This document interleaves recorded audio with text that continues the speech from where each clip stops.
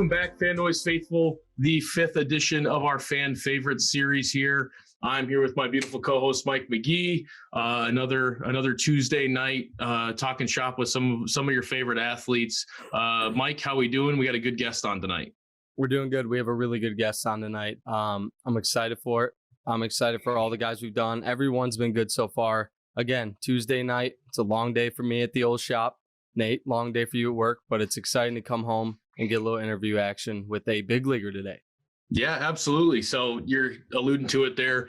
We'll get right into it. Our interviewee tonight, as you can see from the bio, is Mitch Keller. For those of you that don't know Mitch is from Cedar Rapids, Iowa, one of the more famed graduates of Cedar Rapids Xavier High School, along with other MLB player Ryan Sweeney, strong baseball lineage there. Mitch was committed to North Carolina in high school. I played ball with him in high school as well. And then, he, rather than me going to Oakland, he forgoes his commitment to North Carolina after being drafted by the Pirates in the second round of the 2014 MLB draft. He spent the better part of 5 seasons navigating the minor leagues before breaking through to make his debut in May of 2019 against the Cincinnati Reds. He's 24 years old, recently married, and most importantly, a phenomenal human being. Mitch, good to see you. Thanks for coming on, man. Wow. Thanks for that intro, man. That was awesome. Nate, that was impressive. But thanks for having me, guys. I'm glad to be on and ready to talk. Yeah, no, I'm going to start with Cedar Rapids Xavier High School because I know you appreciate that about the intro. When I worked at Perfect Game, I worked a cubicle over from Jim Arp. Oh, God. And I figure Jim Arp really well.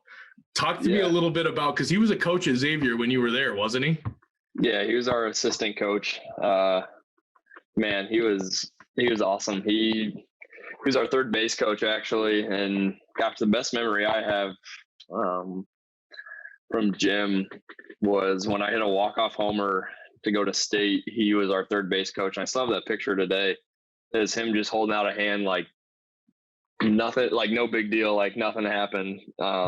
It's just kind of funny. He's just like easy going, like doesn't really care, doesn't get too high, doesn't get too low. He's the man.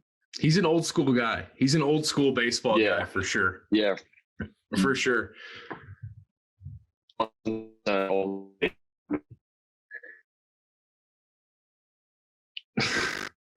You cut out for a second. You cut out for a second. No, that's okay. Oh my gosh, I just saw like the screen. You guys just smiling. I was like, what? Yeah, he's 1,000. Can you hear you guys? Yeah, we're good. I can hear you now. Right, we're good. We're good. Yeah, he's 1,000% a baseball, old school baseball guy. He makes me laugh, man. I don't talk to him too much anymore, but when I do, it's always good convo about just baseball, and he just loves talking about baseball. Yeah, we'll stick on the high school stuff a little bit, and then I'll get you in here, Mike. But wait, I do have a question. Go ahead. About that, though. So when I met Nate through Oakland, Mitch, I found out that Iowa baseball is in the summer, correct? Yeah. Explain to me that. Wild. Is that not weird to you, or is it just me that it's crazy? It wasn't weird at the time, but now that I got out of and then I'm into pro ball, it's probably the weirdest thing ever because I think we're the only state that does it. Yeah. And it just doesn't make any sense. So I tried to explain it to Mike. It's like not weird when you're doing it because it's all you know. But when you look back on it, nobody else is doing it. It's like everybody else is going playing summer ball, doing stuff. I was baffled. You're playing Wednesday night doubleheaders against the team down the road. I didn't have to ask permission, but to go play on like a summer ball travel team a few weekends, like, can I miss practice to go play? Like, I mean, it's just crazy. Like, if you don't do it, then who's going to see you? Like, it's like no scouts are coming to Iowa high school baseball games because they're watching the travel ball team. So it just kind of puts guys here at a little bit of a disadvantage. But wait, so you would play high school during the week, play your travel team on the weekends? Yeah, sometimes. What if you played for 2 days? What if you played football? Dude, I don't know. I didn't play football, so I didn't have that problem. Thankfully. Though the football kids were at an even bigger disadvantage, Mike, because we did like our Iowa Select stuff. We would go traveling in the fall. Mm-hmm. So we'd play in like the Colonel's tournament, go down to Fort Myers, do things like that. Yeah. So if you were a football guy, you just kind of hope that somebody saw you through the grapevine, through spring league, something like that. Because as I remember Jack Fitzgerald being the guy that did it. He'd play football on Friday nights, and then he'd show up on Saturday morning to play at like an 8 a.m. game. I don't know how he did it, but dude, after just getting tackled for 2 hours straight and then you go play a baseball game, that's tough. I can't imagine. But yeah, so I wanted to stay on high school a little bit, just talking about, I remember when you committed to North Carolina. I remember the night that you started, fielding some offers. We were down in Fort Myers, and this guy struck out 10, got the win for just an Iowa team down there at the WWBA. And he got the nickname from us, the Strikeout King, Mike. And he hates it to this day, I'm sure. It's terrible. But then the offers started coming in, and I remember just like talking to you that fall, you kind of knew that, scouts were starting to knock on the door a little bit and say that June was going to be a real possibility. But I remember talking to you, and you were all in on North Carolina. Yeah. I mean, well, at that point, even after that tournament, I mean, that was the first time I really got recognized by a lot of colleges and stuff. But I mean, after that night, it was a bunch of colleges, because we were still I think we're sophomores still, maybe. Yeah, juniors. we hadn't hit the period where we could call them or something like that yet. Yeah, for sure. And then I remember a bunch of Big Ten schools, a bunch of ACC schools called me and my dad that even that night after that game when we got back to the hotel room. I think we went to some crab shack or something down in Florida. I still remember it kind of just because my phone was just blowing up, and then someone later was, because at that point I was still topping out at 92 maybe. The draft was a possibility, but not really that high or anything. So I thought I was just going to go to North Carolina and then hopefully get drafted high after junior year or something. But then my senior year in spring league there, I was touching 95, I think touched 96 a couple times. And that's when a bunch of MLB scouts started calling and were like, yeah, you're probably going to get drafted pretty high this summer. It was crazy. No, that's awesome. Nothing like 95 senior year of high school, huh? I can't imagine. I wasn't throwing that hard. I was probably 91. Uh-oh, you cut out again. I was topping out probably at 91, and then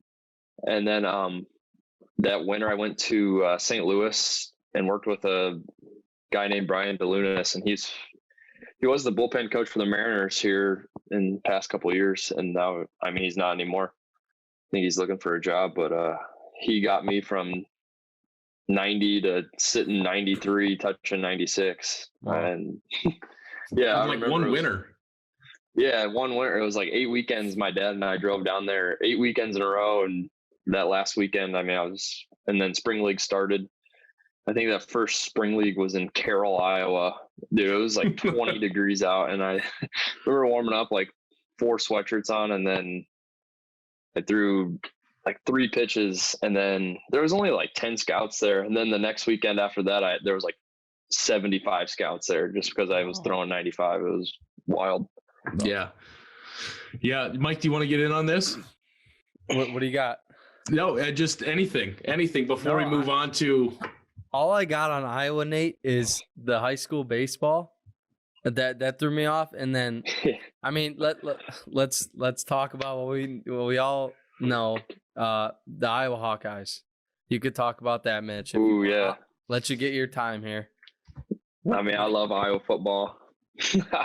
My parents or my grandparents have had season tickets forever, and just growing up going to those games. And then the past 2 years, my aunt and I we bought the tickets and split them now. So it's been fun. I was super bummed this year that they weren't able to play with fans, but it's probably for the better, so everyone can stay safe and whatever. But I'm still glad that they had a season to be able to watch it. So yeah, I got 2 things on that. So the first thing is JB Butler, offensive line at Northwestern, said that he loved the pink locker rooms on the visitor side. Oh. And then that was kind of Nate, we thought he was gonna like shit on it. Yeah, because I brought it up. I brought up the pink locker room. I'm like, what do you think of that? He goes, it's actually one of the nicer locker rooms. He said that Purdue was like changing in a public restroom to get ready for a game. Oh my God. Yeah, dude. Like some of these places in the minor leagues that we've had to change and stuff are just brutal. Mm-hmm. Just That's a absolutely good brutal. segue. That's a good segue. The pink locker rooms though, I've never been in there. I've been in Iowa, lived here and been an Iowa fan forever. And then we know Declan, of course, but never got to go in there. So hopefully one day I can, but That'd be dope. yeah, I know, I forget what team it was, but they like went in there and did like a scan of the walls and like perfectly aligned it and made decals and they covered it all up. So it wasn't pink anymore. I think it was Michigan maybe. That year we won on the game-winning field goal. So I got to get out to a game at night. Oh yeah, you do. Yeah. So I was telling him I went to the Minnesota game. It would be 2 years ago now when Minnesota was undefeated and sat up in that new north end zone. Kinnick's a fun place to be at night. If it's a big game and it's a night game, it's a lot of fun. Oh yeah, yeah, it's fun. Yeah, I remember. Well, that Michigan game when we won on the last second field goal, Torn snuck into the stadium with us and just stood next to us the whole time. Like he's a Cyclone fan too, but he was he loved it. It was a blast. It's a fun atmosphere. For sure, got to come check it out. No, absolutely. So you talked about you segued the pink locker room into the locker rooms in the minor league. So obviously we'll cut straight to it. You get drafted in 2014, second round, and high school guy. That means a lot of minor league baseballs ahead of you. It's not necessarily a fast track to PNC Park. What are some of your favorite minor league stories? What was that like, kind of grinding through, going city to city? Some cool spots, I'm sure, along the way. Yeah. Yeah. Well, when I got drafted, I was 18. So going through like when I was in rookie ball, I was playing in Bristol, Tennessee. It wasn't like the most fun because I couldn't go out or anything because I wasn't 21. So that kind of sucked. All my teammates were like college guys who were going out and having fun. Might have made Bristol, Tennessee a little bit better of a place to live, but it was kind of tough. And then just things I remember, like the locker rooms and just like the fans. I mean, it's just kind of weird. Like they like baseball, but they don't fully understand what's going on, and they're just there for the $2 tickets and beer. Yeah, seriously, like the beer nights. Like what nights? Like, playing minor league baseball, you have no idea what the days of the week are, but like when you walk out of the clubhouse and there's 1,000 more people there that night, it's either beer night or it's a weekend. Like it's one or the other. And it's just kind of funny. Yeah, it's either like dollar hot dogs or something. And then just the long bus trips too. Those are a grind. Especially when we're in low A and high A, we were in Florida, so we didn't have to travel that far. But low A and double A, we only had one bus for, I don't know, like 40 some guys. Yeah, it was terrible. Been there in the Horizon League, Mitch. Yeah. Those are some long trips. Well, me and Nate, Tough. I don't know if you knew this, Mitch, but me and Nate, we didn't play one game our senior year at home. So because of the weather. Why is that? And our field was that bad. So oh my God. So you literally bust everywhere. Everywhere. Location. Oh man. Yeah, dude. The worst one we had, I think, was we played in like Rome, Georgia, or like we played the Rome Braves. They're low A for the Braves. And then we had to drive like 14 hours through the night up to like Trenton, New Jersey, or not Trenton, somewhere in New Jersey. I don't remember. Oh, Lakewood, New Jersey. Played the Blue Claws for the Phillies. Oh my God. the Blue Claws. I have a good question on that. Dude, tough. So when you're grinding, trying to make it through the minor league system, I've never really asked this, but like, how do you get better when you go through all that? Is that just a mental grind? Yeah, it really is. Like you just gotta. It's easier it was easier for me because I'm a starting pitcher. Yeah. Because I was only pitching once every 5 days, but I mean, you got to find a way to get up and like, even if it was for me, like that next day after a travel day, if that's just me throwing a bullpen or like playing catch or something, you just got to find a way to like lock in for those 15 to 30 minutes and just make it the best it can be. And then after that, you're kind of good. But if you have to pitch that next day, that's a different struggle. Like, it's not like, I mean, that goes in the reports. I think I've never seen a report, but I think it goes in to the manager and everyone's reports. Like, hey, that was after a 14-hour bus trip. Like, give you a little bit of a break. But I mean, at some point in like the big leagues, you still have cross country flights overnight and stuff, and you're still expected to show up and perform the next day. It doesn't really matter. So it's a good way to learn how to kind of deal with it. Yeah, you talk about those reports, Mitch. Is it interesting at all? Because like you go from high school where, you know, you're being scouted, guys are in the stands writing reports. And I have to imagine that like maybe on a lesser scale, but minor league baseball is not necessarily all that different because you're still being scouted. You're still trying to make that next level, and that next level, it's just an extension. It was high school to the pros, but then each pro level, did it feel like a new stepping stone each time you made it to the next spot? Yeah, 100%. Whenever you're at a level, you're always trying to make it to the next one. I mean, it's kind of weird.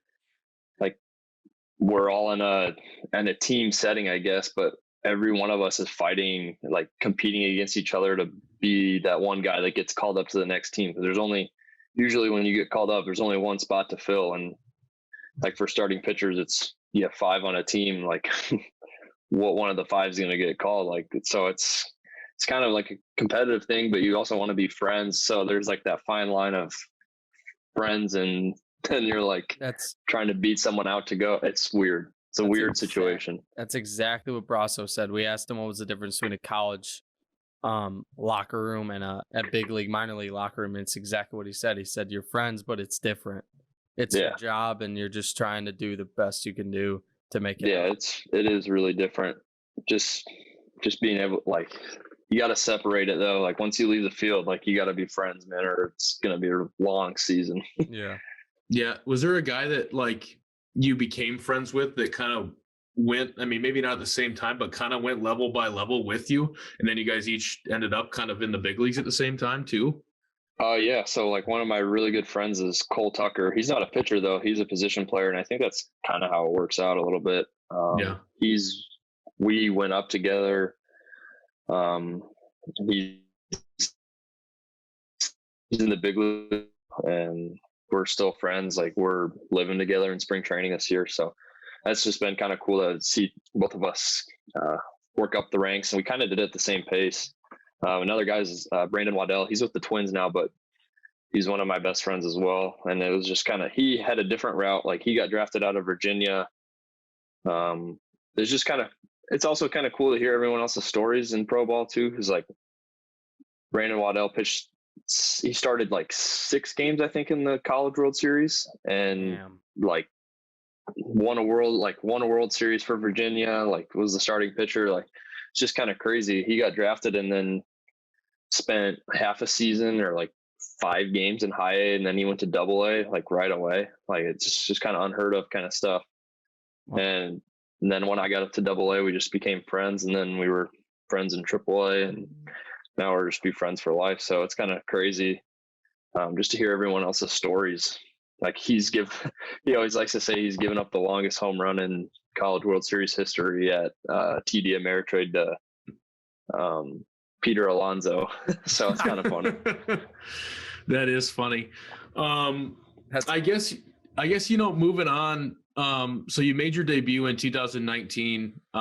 So, you know, minor league, grinding through it, and just talk through, you know, we always laugh because the question is like, you know, were you nervous? And we feel like that's a stupid question because everybody's nervous. You're pitching in the big leagues for the first time, but like, when did it go from nervous to like, man, this is just baseball? Like, when did that click on that day that you were making that start?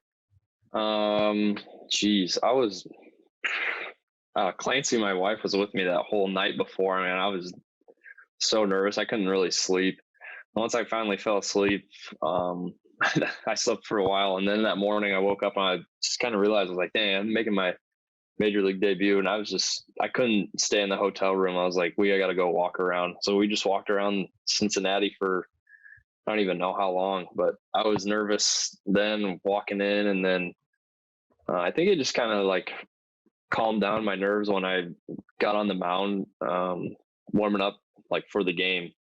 And I saw a few of my buddies like Bryce Grimm and Jace Foles and some of those guys from around here that I went to high school with were right above the bullpen at Cincinnati. And I looked up and saw them. It was just kind of cool moment and just kind of calmed my nerves a little bit more. But definitely when I ran out there for the first inning, it was a little hectic. And then obviously my first inning wasn't the best, but no, you settled in though. You settled in. Yeah. After that, I felt like I was throwing pretty well, and then I just another hit after hit, just a little unlucky here, unlucky there, and then a grand slam. I was like, dude, this is the worst. This is my worst nightmare. Did your parents make the trip? Yeah, they did. I think I had like over 30 people that came, so that was really cool. How does that work? Quick question. Tickets. Do you get as many? Do you have to pay for them out of your own pocket? Yeah, so we get 2 tickets. We have to pay for them. Okay. It's just kind of weird. Like I don't know exactly how we pay for them. They come out of our paycheck. Okay. I think we pay like the taxes on them, they say. So like a ticket for somebody that doesn't know. It's a good. Yeah. I think we pay the taxes on them. So like, I gotcha. I don't know how to do the math there, but if you had the tax on a ticket, that's what we pay. Okay. But obviously it's more expensive in like Chicago or some big city if we get tickets, especially if if their prices are a little higher. Mm-hmm. But excuse me, the way we do it is like if someone wanted tickets, they could either go like through my agent or something and he'd let me know, or if it's family, they text me. And we have this website through MLB, and we just go on and click how many we need and who they're for and like what section we want them in, like the family section or the friend section or stuff like that. And then they're just available at will call. But for 30 tickets though, I had to especially request that through our traveling secretary. He hooked it up for us. So it's pretty easy to get. I shouldn't say it's pretty easy. I mean, it's easier if you give enough advance notice for something like that. It's usually no problem to get tickets. Gotcha. How was that transition? Just in terms of, because I'm sure there wasn't like, and maybe there was, maybe I'm wrong, but like, was there a traveling secretary in like Indianapolis when you were with the Indians, or is that pretty like standard for the big leagues club? There's our 2 years ago, our secretary who like did the hotel and like pass out the meal money was our trainer. So, and then I think it was that was 3 years ago. And then 2 years ago, we finally like got an analytics guy who does like who would do the TrackMan like mid game, like tagging, and did all the video work underneath. And then they assigned him to do all that work. So that the trainer didn't have to. And I was like, that's fine. We finally got a little bit smarter here. But no, we don't have a secretary who like handles all that stuff. Just kind of falls on someone's lap. They just got to do it. It's kind of funny. I got a good one, Nate. So me and Nate played at Comerica Park when we were in college, and it was a cool experience. Yeah. And I just want to talk about, we walked into the bullpen, and I mean, there's just like games posted up everywhere. There's just like, and then you realize you're like, these guys are just, they're baseball dudes. Like, so I want you to talk about like the bullpen difference in the minor leagues to the big leagues, or if there is even a difference as far as personality. Well, I'm not in the bullpen, but I will tell you that the bullpen, I think in the big leagues is a little bit more locked in, and in the big leagues, everyone kind of knows like what role they have. Yeah. So if like, for instance, the starter's struggling, like our long guy knows like, hey, I'm the long guy. Like I need to get up and start moving around. Whereas in the minor leagues, I think everyone's just kind of on edge and doesn't really know their role. Yeah. So I'd say that's the biggest difference. But from like joking around and playing games and just jacking off and just being weirdos in the bullpen and having fun, just messing around. I don't know if they pay attention to the game early or not, but I know they're definitely, it's just like any level. as you go up, everyone just kind of jokes around. It's the same. It's the same everywhere. I just think that's a baseball thing, right, Nick? Yeah, it is. That's, the sport of baseball is so unique in that aspect to where like there's so many games, there's so much downtime. Like you kind of have to be a kid no matter how old you are at some point. Yeah, and it's like things in the dugout too. Like our starting pitchers, like we just joke and talk about the dumbest things ever, like just hypotheticals or just whatever it is. Yeah. You just got to kind of stay entertained a little bit during 162 games. Yeah. So, I know you probably try not to be like a fanboy out when you're on the field because your job is to get outs.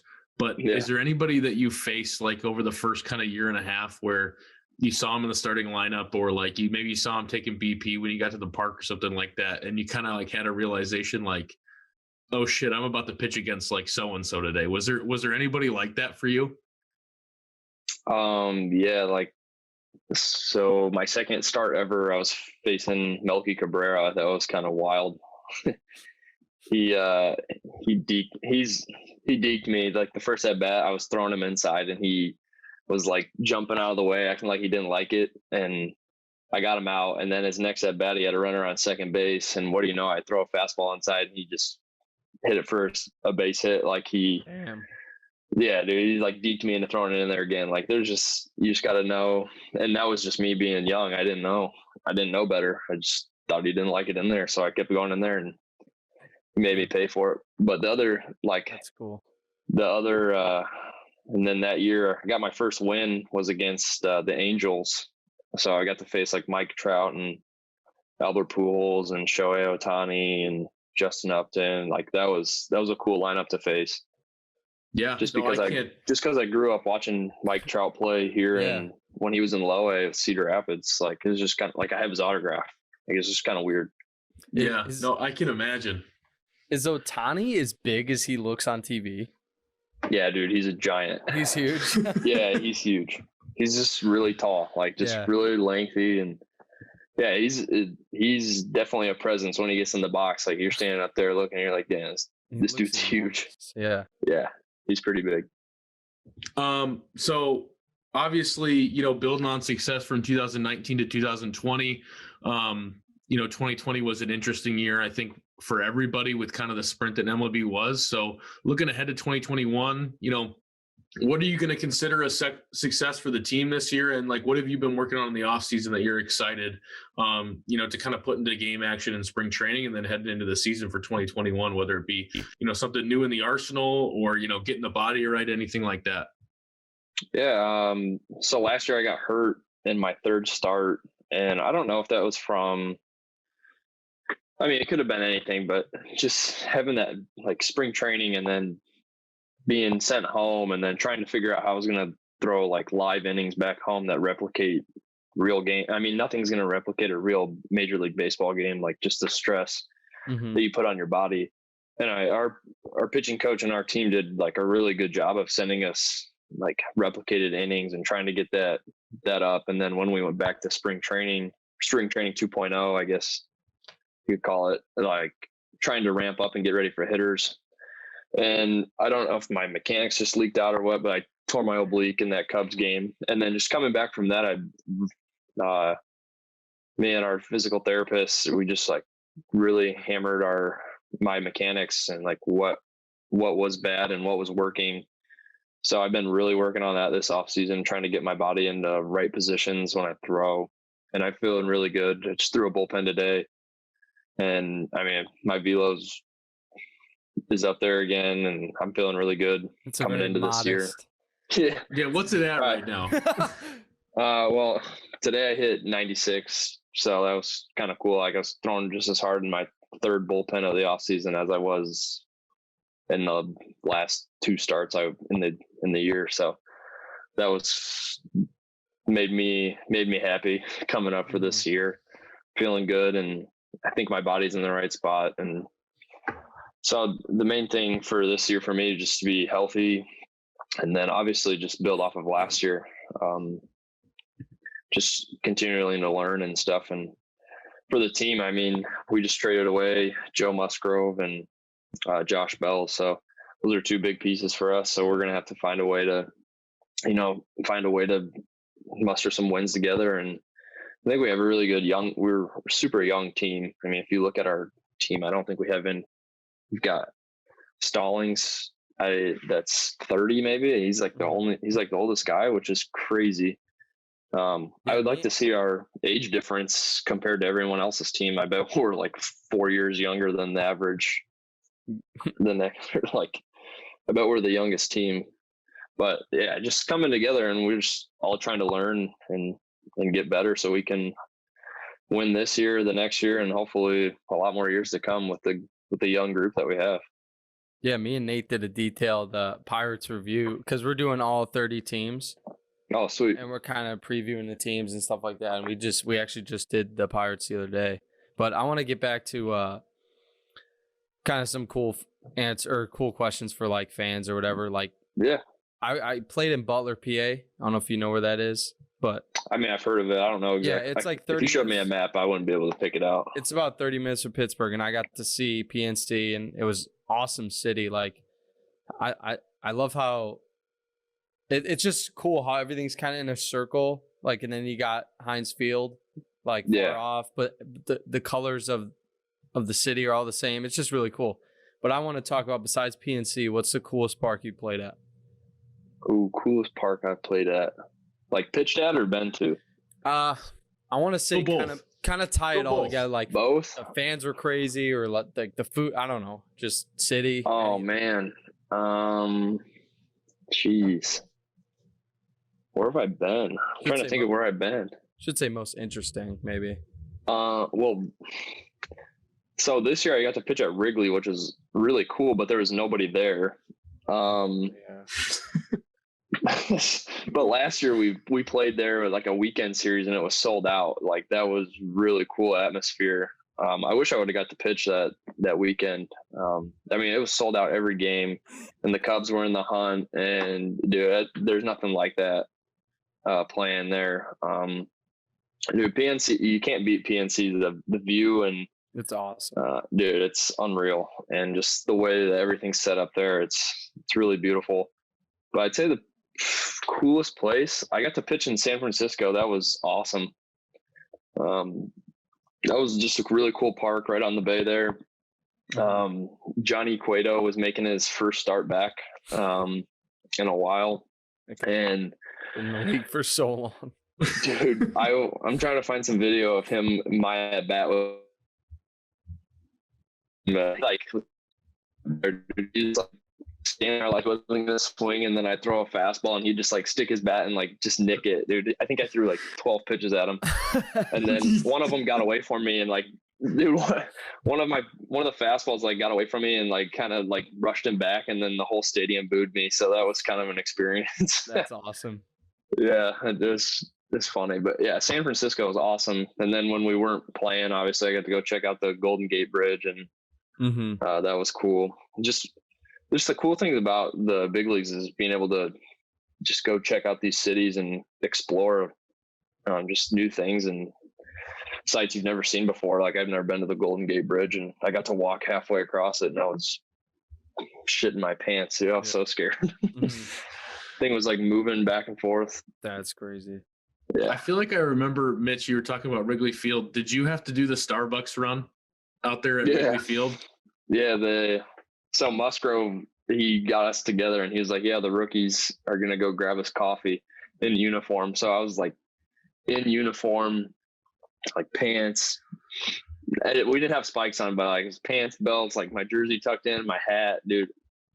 There's three of us. We're walking across the street. Like, oh my Lord. That was well, actually, the way we got outside of the stadium was we walked across the field at Wrigley. Like, in the left field, there's a door in the left field wall, like in the foul territory, and we walked through there. You guys got me. And no, we didn't, dude. Everyone thought, like, we walked out to the street and we were just walking, and nobody was saying anything. Everyone was like, oh, like, those are sweet. Like, they're like, oh, that's sick. Like, they thought we were dressed up as Pirates fans. They had no idea. And then like a couple people were like, oh, wait, dude, those are players. Like, they got all excited, and we're like, yeah, it was funny. And then we went into We went to Starbucks and got these coffees. You should check out the video online.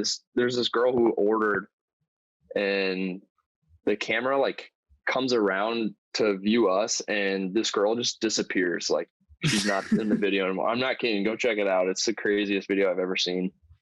Hopefully I have it on my Twitter. That whole So story you should might check be it out, or I can. That whole story might be the best one I've heard in all these interviews, because I was fully expecting you to say like, yeah, we got like absolutely attacked. No, and then we were bringing them back. So the way to get to the clubhouse, they made us walk through the concourse at Wrigley Field. And that's when like a bunch of like, we were walking by and everyone was just like head turned, like watching us, just following us, walking down the concourse. People are like the concession stand grabbing beer and food, and there's just 3 of us players walking with coffee. And they're the Pirates fans there, like slowly picked up, and they were asking for pictures and stuff. So when we stopped and took a few pictures before like anybody got like a big group around us or anything. But yeah, I would say not many people at the start really knew what was going on, because I feel like you just don't think about someone ever doing that. Yeah. Maybe I don't know. Typical Cub fan, Nate. Typical Cub fan Just- doesn't know what's going on. I know. Just there for the I know. beer. I say that, Mitch, because I'm a White Sox fan. So Oh, nice. yeah, You guys got a nice little off season here. I'm excited, man. I'm real Yeah. excited. Yeah, so we'll finish with a couple different things, Mitch. Again, as we're getting close to wrapping up, thank you for taking some time with us. But big news for you is obviously that recently you got married. So you alluded to it by saying your wife, Clancy. That one took me by surprise for a second. But congratulations, you're a married man. Thanks. It's kind of weird still to say wife. I mean, I'd say it, I'm like, dang, it's kind of weird, but nothing's really changed, honestly. Just get to say that we're husband and wife now. Mhm. But yeah, that was super fun. We didn't obviously have the biggest wedding that we planned for, but we had like 25 family and friends there, which was really cool. It was super stress-free day, which I mean, it just kind of made it even more special, I think. So, well, at least on my end, it did. No, that's nice. That's nice. And then, finishing up, Mitch, something that, I kind of talked about before we started that we're going to start on this end of things is we want to give you an opportunity just as a thank you for coming on to kind of shine some light to the people that are listening about something that's important to you. So it sounds like, the charity that you've chosen tonight is thegreatderecho.com and the work that Tommy's doing out there in Cedar Rapids. So just talk to me a little bit about that and why it's so kind of near and dear to your heart. Yeah. So everyone knows about the derecho here in Iowa. I don't know how many people know about it outside of the state, but really big storm that hit in the summer, completely wiped out. I think I just searched online how much it cost, and it was like, I don't know, the estimated damage was like $5 billion or $7 billion worth of damage, and just absolutely devastating. And my grandma met Tommy's dad at like I don't know exactly where, but they hooked up this thing where she's like, oh, like my grandson's a baseball player. Like, oh, this is really cool. Like we should meet. And he's from Mount Vernon. So my grandma and I drove there last week, and I got to meet him, and I gave him one of my bats, and we kind of traded bats. And I'm going to try and line some stuff up here with my agency to kind of see how far we can take this. He's made like 215 bats. Oh, so he makes the bats out of the fallen down trees and all the destruction. They have a company that donates like a block of wood, and then he uses a lathe machine and hand makes the bats. Really cool. Yeah, and they're pretty sweet. He's only made 215 right now, and they have like 2,000 orders still to fulfill. Wow. So I mean, it's like crazy amount of people that want them. They had to like stop taking orders, but they are taking them now again. And he donates, I think he sells them for like $100, and he donates, I think like $20-25 to the Greater Cedar Rapids Foundation, which just goes to relief for victims and people that need the help from the derecho, like who don't live in or like don't have a house to live in anymore or anything like that. Because I know a lot of people are living in hotels right now because their houses still aren't even livable, which is just crazy. So that's meeting him was super cool and just kind of inspiring, just to see like what little idea he could make and then how big it's gotten. Yeah, no, that's awesome. I know when I asked you, you gave me the answer pretty quickly, who you wanted to use. So anybody that's watching on YouTube, I forgot to say this at the beginning, Mike, but if you're watching on YouTube, you made it this far, make sure you're hitting, the like button, subscribe button, notification button, so you see the videos. But in the description of this video, there is the website link to thegreatderecho.com and the work that Tommy's doing. You could order a bat. I want to say there's a donation page on the website as well. Am I correct in that, Mitch? Yeah, I think so. Okay. I mean, I haven't. Maybe not. But I bet you. I know there's a contact us spot too. Yeah, so there is. If you contact Tommy and let him know that you want to make a donation, on Mitch's behalf as well. So I think that'll go a long way. It's something that I know Mitch was excited about. If you're listening on Apple, Spotify podcasts, it's in the description of the episode as well. So I think go ahead. All right, I need a quick answer, Mitch. Who's playing? This will air after the Super Bowl, I believe. Who's going to be in the Super Bowl and who's going to win it? Oh, man. Well, after Tom Brady just took down Drew Brees, I mean, I like the Bucs, honestly. Wow, the Bucs. I like the Bucs. Even the Packers? Yeah. I kind of hope the Packers lose this week, honestly. I don't want them. I don't want them to make I don't want to make the Super Bowl. What do you think about Bucs and Bills? Bucs and Bills? Dude, that'd be sweet. I hope the Bills make it. It, but I don't know. I'm a Tom Brady fan. What's your NFL team? I don't have one, man. Oh, okay. Yeah, I'm just a fantasy. I just like playing fantasy football. Okay. So whoever's playing that weekend. All right.